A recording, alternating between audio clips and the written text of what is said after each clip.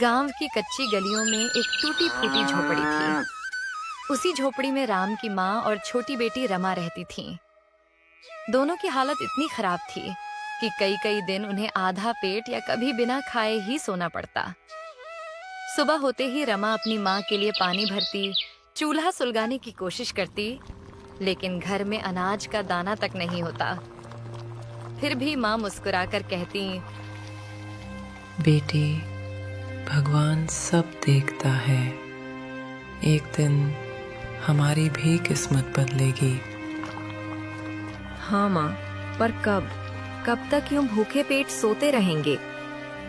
रमा गांव के बीचों बीच लगे चिकन 65 के ठेले पर काम करती थी। काम भी बहुत और पैसे बहुत कम। बर्तन धोना, ग्राहकों को प्लेट देना, सफाई करना, सब कुछ वही करती। मगर मालिक था बहुत खड़ूस।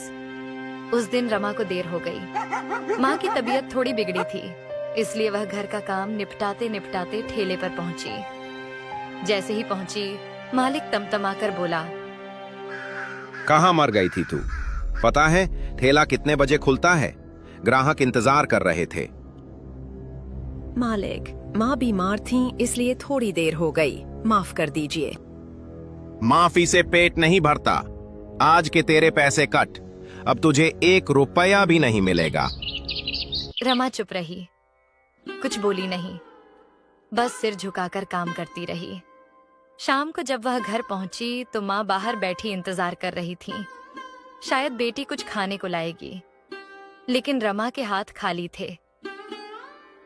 बेटी, क्या हुआ? आज कुछ नहीं लाई? मालिक ने पैसे ही नहीं दिए माँ, देर से पहुंचने के कारण। आज हमें भूखे पेट ही सोना होगा। कोई बात नहीं बेटा, अब तो आदत सी हो गई है। तू चिंता मत कर, कल अच्छा होगा।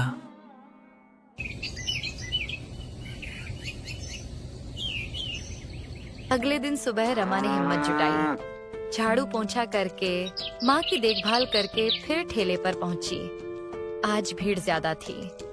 वह जल्दी जल्दी प्लेट बांट रही थी। तभी उसके हाथ से एक प्लेट गिरकर जमीन पर टूट गई। अरे नालायक, एक काम भी सही से नहीं होता तुझसे। अब इस प्लेट का पैसा कौन देगा? मालिक, माफ कीजिए, मैं उठा लेती हूँ। अब उठाकर क्या करेगी? खराब तो हो गया। तू बेकार है। बस अब बहुत हो गया। कल से यहाँ मत आना, निकल जा। मालिक, ऐसा मत कीजिए, मुझे पैसों की बहुत जरूरत है। मैं और कोई काम कहाँ ढूंढूंगी? मुझे कुछ सुनना नहीं। कल से तू यहाँ नहीं दिखनी चाहिए। रमा की आंखों से आंसू बहने लगे। वह ठेले से बाहर निकल आई। उसी वक्त एक बूढ़ा आदमी कोने में बैठा यह सब देख रहा था। उसका दिल पिघल गया। वह रमा के पीछे आया और बोला, बेटी, ठहरो। हाँ, मैंने सब देखा। तेरे साथ बहुत अन्याय हुआ। आप? मैं सोच रहा था, क्या तू मेरा ठेला चलाना चाहेगी? मगर मेरे पास ठेला कहाँ है? और मुझे पकाना भी नहीं आता। उसकी चिंता मत कर, ठेला भी मैं दूंगा और पकाना भी सिखाऊंगा। सच में? आप मेरे लिए इतना करेंगे? हाँ बेटी, तू मुझे अपनी बेटी जैसी लगती है। कल सुबह यहीं आ जाना। मेरा घर यहीं पास में है। मैं तुझे सब सिखाऊंगा। रमा की आंखों में चमक आ गई। काका, आप तो फरिश्ता हो। आपने मेरी जिंदगी बदल दी। उस दिन घर आकर रमा ने माँ को सब बताया। देखा बेटा, भगवान देर करता है पर अंधेर नहीं। कल नया सवेरा आएगा। रमा ने उम्मीद से आंखें बंद की और माँ के साथ अगले दिन का इंतजार करते हुए सो गई।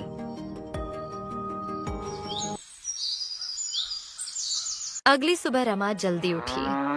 माँ अभी नींद में थी, लेकिन रमा के चेहरे पर पहली बार उम्मीद की रोशनी थी। वह जल्दी से तैयार होकर उस जगह पहुंची जहां काका का घर था। काका बाहर ही खड़े मिले। आ गई बेटी, चलो अंदर आओ। आज से तुम्हारी जिंदगी नई दिशा लेगी। घर के भीतर एक सादगी भरा आंगन था। वहां काका की पत्नी भी बैठी थी। जैसे ही उन्होंने रमा को देखा, उनकी आंखों में ममता भर आई। अरे, ये तो बिल्कुल मेरी बेटी जैसी है। तुम्हें देखकर मुझे अपनी गुजरी हुई बेटी की याद आ गई। अगर आप इजाजत दें तो मुझे भी अपनी बेटी मान लीजिए। तो बताओ बेटी, तुम्हें इडली सांभर, मेदू वड़ा या वड़ा पाव जैसे कुछ बनाना आता है? नहीं काका, इनमें से कुछ भी बनाना नहीं आता।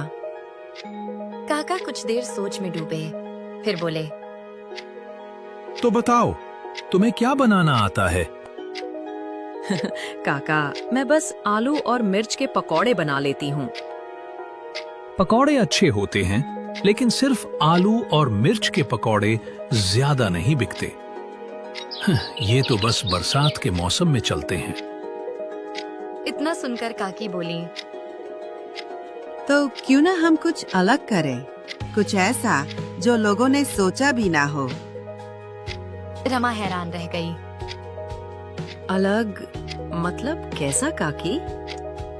आजकल लोग मटन और चिकन के बहुत दीवाने हैं। क्यों ना हम मटन के पकौड़े बनाएं। ये जरा हटके डिश होगी और मुझे यकीन है कि लोग इसे पसंद करेंगे। मटन के पकौड़े? लेकिन मुझे तो बनाना आता ही नहीं। उसकी चिंता मत कर, मैं तुम्हें सब सिखाऊंगी बेटी। ठीक है, तो तय हुआ। अब से रमा का ठेला मटन के पकौड़े का होगा। रमा की आंखें चमक उठी। सच में काका? मैं तो सोच भी नहीं सकती थी कि ऐसा होगा। हाँ बेटी, यही तो असली शुरुआत है। काकी ने तुरंत तैयारी करने को कहा। चलो, अब जल्दी से बाजार से मटन और बेसन ले आओ। आज ही रमा को सिखाते हैं। काका तुरंत बाजार निकल गए और थोड़ी देर में ताजा मटन, बेसन और जरूरी मसाले लेकर लौटे। काकी ने मटन को अच्छे से धोकर बराबर छोटे छोटे टुकड़ों में काटा। फिर उसमें दही, अदरक लहसुन का पेस्ट, नमक, हल्दी, मिर्च और थोड़ा नींबू निचोड़कर मैरिनेट कर दिया। रमा बड़ी ध्यान से सब देख रही थी। काकी, ये मसाले कब तक लगा कर रखना होगा? कम से कम आधा घंटा। तभी मसाले अच्छे से घुसते हैं और पकौड़े मजेदार बनते हैं। फिर काकी ने बेसन का घोल बनाया, न बहुत गाढ़ा न बहुत पतला। उसमें मैरिनेट किया हुआ मटन डाला और गर्म तेल में डालकर पकौड़े तलने लगी। तेल में पकौड़े तैरते ही खुशबू पूरे घर में फैल गई। थोड़ी देर बाद कुरकुरे सुनहरे पकौड़े तैयार थे। काका और रमा ने छक्कर देखा। वाह, लाजवाब! रमा, ये तो धूम मचा देंगे गांव में। सच में बहुत करारे और मजेदार बने हैं। काकी, आप तो जादूगर हैं। अब ये जादू तुमको सीखना होगा। याद रहा ना सब? हाँ काकी, अब सब याद है। कल से मैं खुद बना लूंगी। काका ने मुस्कुराकर एक पुराना ठेला रमा को दिखाया। ये ठेला कई सालों से पड़ा है, अब ये तुम्हारा है। कल से यहीं पर तुम अपना काम शुरू करोगी।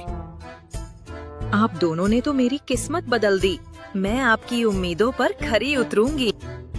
शाम को रमा थोड़े से पकौड़े घर ले गई। माँ ने जैसे ही खाया, उनके चेहरे पर मुस्कान आ गई। बेटी, ये तो कमाल के हैं। क्या तुम इन्हें ठेले पर बेचोगी? हाँ माँ, कल से यही मेरा नया काम होगा। लोग इन पकौड़ों के दीवाने हो जाएंगे। भगवान तेरी मेहनत रंग लाए। रमा ने पहली बार खुद को कमजोर नहीं बल्कि मजबूत महसूस किया। उसे लग रहा था कल उसके जीवन का नया सफर शुरू होगा।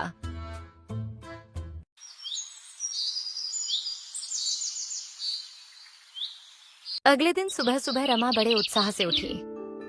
बेटी, आज पहला दिन है। भगवान का नाम लेकर जा। सब अच्छा होगा। हाँ माँ, आज से हमारा नया जीवन शुरू होगा। रमा ने सारी तैयारी घर पर ही कर ली थी। मैरिनेट किया हुआ मटन, बेसन का घोल और मसाले, सब कुछ उसने सलीके से पैक कर लिया। फिर अपना ठेला लेकर गांव के चौराहे पर जा पहुंची।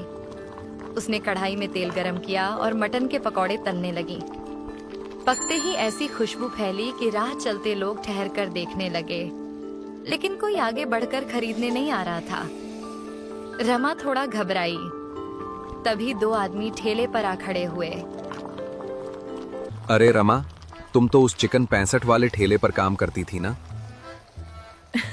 हाँ, पहले करती थी, अब नहीं। अब मैं खुद का ठेला चलाती हूँ।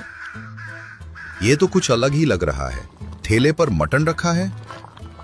हाँ, ये मेरी खास डिश है, मटन के पकौड़े। मटन के पकौड़े? ये तो हमने पहली बार सुना है। चलो 2 प्लेट लगाओ। देखते हैं कैसे हैं। रमा का चेहरा खिल उठा। उसने तुरंत 2 प्लेट तैयार की और मुस्कान के साथ उनके हाथ में थमा दी। दोनों ने जैसे ही पहला कौर लिया, उनकी आंखें चमक उठी। अरे वाह, ये कितने कुरकुरे और टेस्टी हैं। मैंने अपनी पूरी जिंदगी में ऐसे पकौड़े नहीं खाए। रमा, ये तो कमाल है। रमा की आंखों में खुशी झलक उठी। तभी पहला आदमी बोला, मेरी बीवी को भी जरूर पसंद आएंगे। 1 प्लेट पैक कर दो। धीरे धीरे आसपास के लोग इकट्ठा होने लगे। सबको नई डिश की खुशबू और चर्चा खींच लाई। एक एक करके लोग ऑर्डर देने लगे। देखते ही देखते रमा के ठेले पर भीड़ उमड़ पड़ी। कुछ ही देर में सारे पकौड़े बिक गए। ठेला खाली हो गया, लेकिन रमा के पैसे की थैली भर चुकी थी। शाम को उसने ठेला समेटा और सीधे काका के घर पहुंची। काका, काकी, आज तो कमाल हो गया। सारे पकौड़े बिक गए, सबको बहुत पसंद आए। ये सब आपकी वजह से हुआ। बेटी, असली मेहनत तुम्हारी है, हमने बस रास्ता दिखाया। अब देखना, तुम्हारा नाम पूरे गांव में होगा।